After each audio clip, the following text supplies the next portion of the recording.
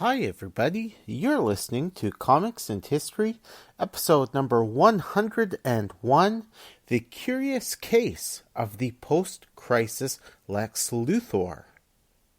And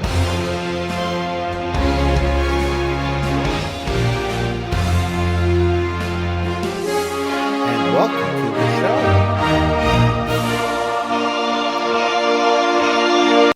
I am your host, Brian J. Rygate, and class is back in session. And folks, now that we're past the centennial episode of Comics and History, I've been thinking back to episode 0 when I first set down my mandate for this show. And as part of my mandate, I said that one of the things I wanted to focus on in this podcast was some of the more obscure elements of comic book history. And I know I've gotten away from that on a number of occasions as time has passed. And that's just natural. I mean, part of it comes from the fact that there are so many great listeners like you out there who ask me to look at different books and character developments throughout history. And plus, my interests, of course, have changed quite a bit since I first started podcasting. But given that we're on episode 101, the first episode past the centennial episode, I did want to focus on something that's growing more obscure with time. And that is the post-crisis Lex Luthor, as he existed during the years 1986 through 1995. Now, by no means is Lex Luthor an obscure character. He is one of the most iconic characters and supervillains in comic book history. One could even say in literary history. But if you go back and read any of the Superman titles from the period 1986 through 1995, you will see a very different looking Lex Luthor. Actually, let me correct myself. You will see two very different versions of Lex Luthor appearing during this less than 10-year period. And I have to say, I love listening to other podcasts, vidcasts, comic book shows, listening to people on those shows talking about Lex Luthor as he existed during these times. Hearing people commenting on how it seemed so weird to see a Lex Luthor who was shorter, older, stockier, balding, not completely bald, with an artificial hand. I also love hearing when others talk about the Lex Luthor who they see appearing in Superman titles from 1991 through 1995. And they talk about how it was so weird to see this guy who called himself Lex Luthor, but was tall, charming, had long flowing red hair, a really prominent red beard, minus a mustache, and claiming to be a good person. And I think these two versions of Lex Luthor are really growing increasingly obscure as time passes. The depiction of Lex Luthor that we've had since 1996 has really held true, and it's been really consistent across various media, whether it be TV shows or movies. So I thought it would be fun to talk about Lex Luthor as he existed during those pre-crisis years. Another reason why I wanted to talk about the post-crisis Lex Luthor is because of what's going on in the current Superman titles, i.e. Action Comics as written by Dan Jurgens, and the current volume of Superman that is being written by Pete Tomasi.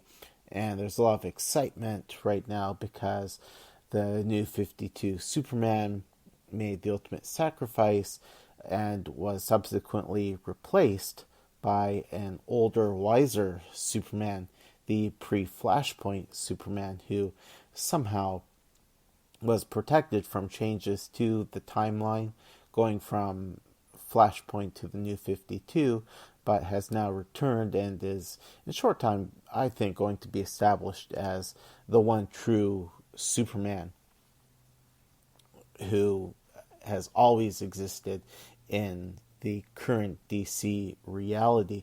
And I hear people talk about the pre-Flashpoint Superman, and I don't think that's quite right. I prefer to say that what we have now in the Rebirth era is the post-crisis Superman. And some, or maybe more than some of you, you may be thinking that I'm nitpicking, but I mean, it's been 30 years since Crisis on Infinite Earths.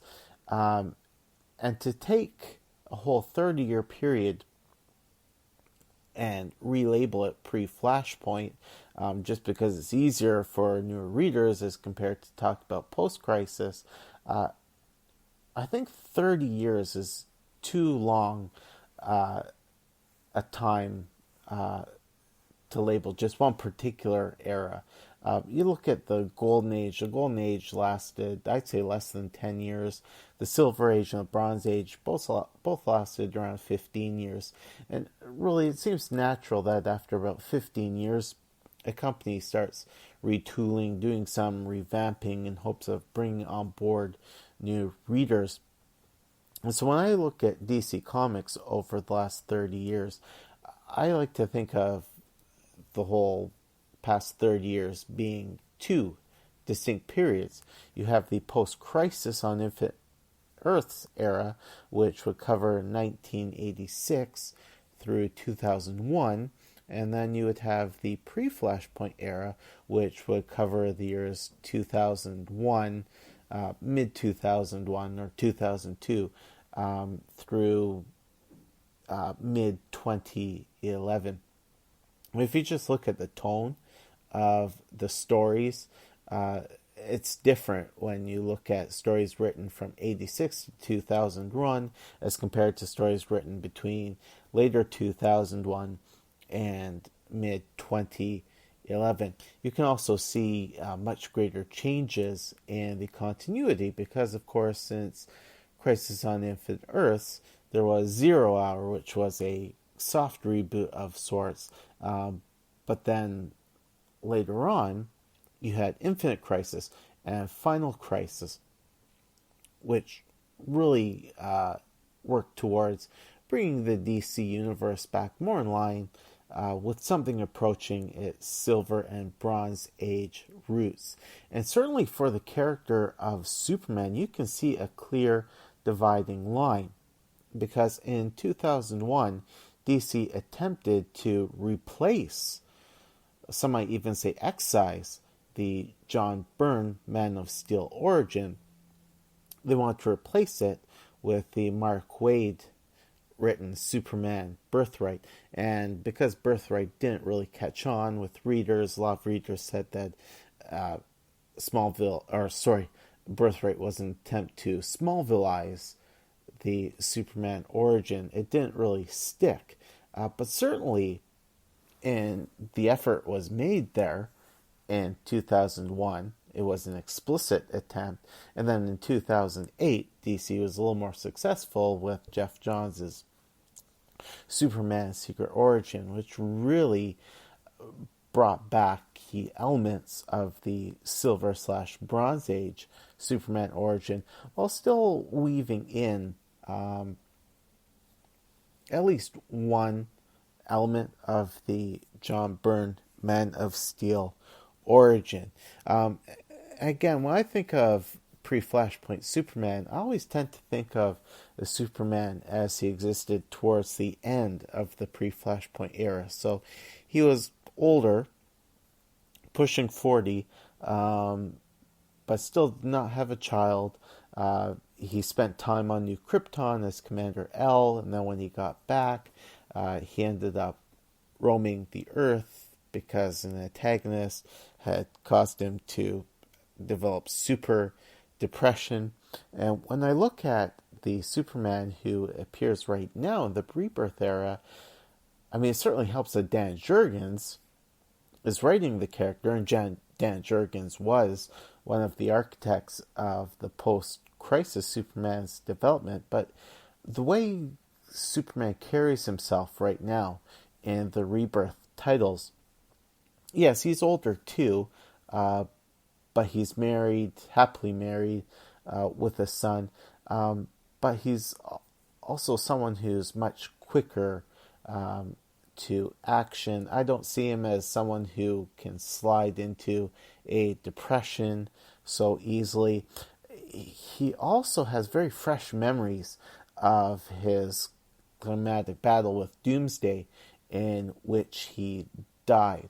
That clearly stands out in his memory. So that makes me think that this is really the post-crisis Superman that we're looking at during that two-issue Convergence tie-in. I'm thinking we really saw a younger post-crisis Superman who had battled Doomsday to the death, not too far into his past.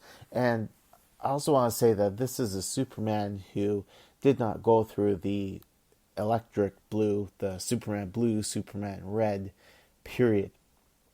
So when I hear people say, oh, the pre-Flashpoint Superman is back, I want to shout at my mobile device or my TV or whatever listening or video playback device I'm using and say, no, it's the post-crisis Superman. And so it does make me wonder if at some point before the post-crisis Superman gets fully folded into the Rebirth reality, if he is going to make a mention of the post-crisis Lex Luthor, whose history I'm about to relate to you. And as my prime source of research material, I'm using a great trade paperback, long since out of print. Love to see it get reprinted. I'm just not sure if it will, because the contents of it are not, in my opinion, going to be integrated into the Rebirth reality anytime soon. But it's called Superman, They Saved Luthor's Brain. It has a really great 50s/60s sci-fi movie theater poster.